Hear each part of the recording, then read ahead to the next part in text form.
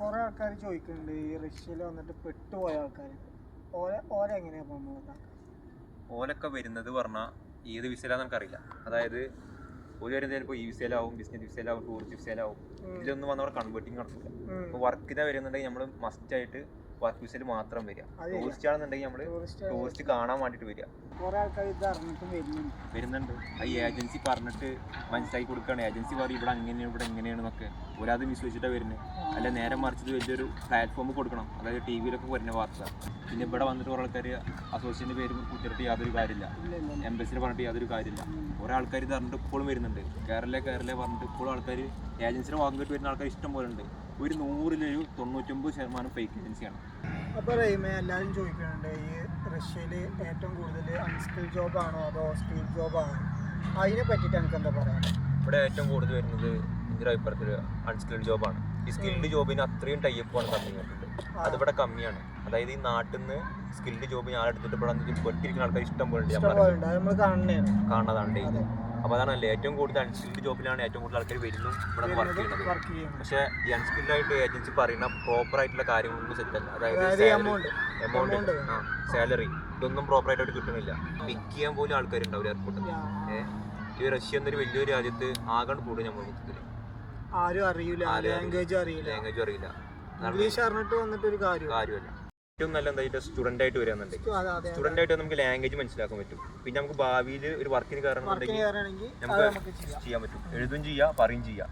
എന്താ വെച്ചാൽ റഹീമേജ് പറഞ്ഞു വരുന്നത് ഏറ്റവും കൂടുതൽ വരുന്നത് ഗേൾസ് ആണ്. അതെ, അതായത് ഗേൾസ് വരാൻ കാരണം ഈ ഏജൻസി പറഞ്ഞ് പറ്റിക്കണം അവരെ. ഗേൾസിനെ പറ്റിക്കാൻ സുഖമാണല്ലോ. അതാണ് ഇവര് ഏറ്റവും കൂടുതൽ പറയുന്നത്.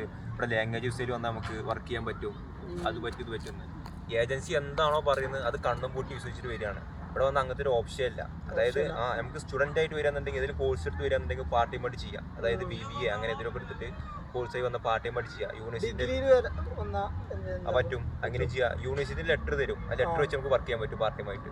അപ്പോൾ 2-3-4 മണിക്കൂറേ ക്ലാസ് ഉണ്ടാവുള്ളൂ. ബാക്കി ടൈം നമുക്ക് ഫുള്ളായിട്ട് പണിയെടുക്കാം. പക്ഷെ ഇവർ വരുന്ന ലാംഗ്വേജ് യൂസിൽ വന്നിട്ട് യാതൊരു കാര്യമില്ല. ഇവിടെ ഒന്നും ചെയ്യാൻ പറ്റില്ല.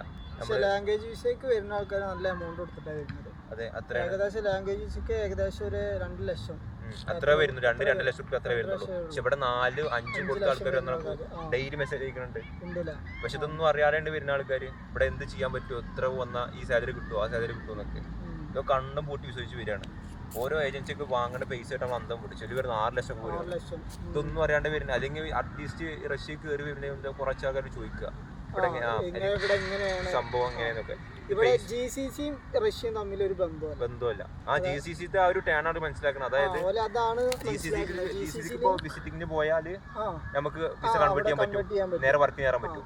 ആ ഒരു വിസയിലാണ് ഇവിടെ ആൾക്കാർ വരുന്നത്. ഈ വിസയിൽ വന്നിട്ട് ടൂറിസ്റ്റ് വിസയിൽ വന്നിട്ട് കൺവേർട്ട് ചെയ്യാൻ പറ്റുന്ന ചിന്തയിലാണ് ആൾക്കാർ നടക്കൂല. ഇതിവിടെ ഇല്ലീഗലാണ്.